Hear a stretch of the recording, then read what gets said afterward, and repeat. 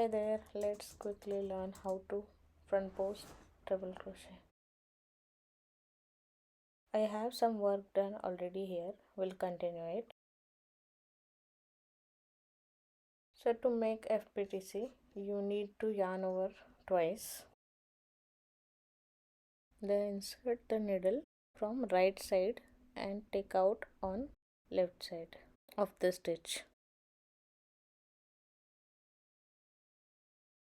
Then yarn over and pull out the needle.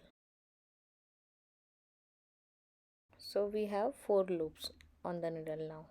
Now yarn over, pull through 2, again yarn over, pull through 2, and again yarn over, pull through the last 2. We did this 3 times, so we call it treble crochet. The stitch is used in many different patterns for extended look of stitches. I have posted a hat pattern which used FPTC, and as one of our subscriber asked, here I have shared the slower version of it. I hope you are able to follow it along with me. Let me know if you have any questions in the comment sections. Thanks for watching. See you in the next one.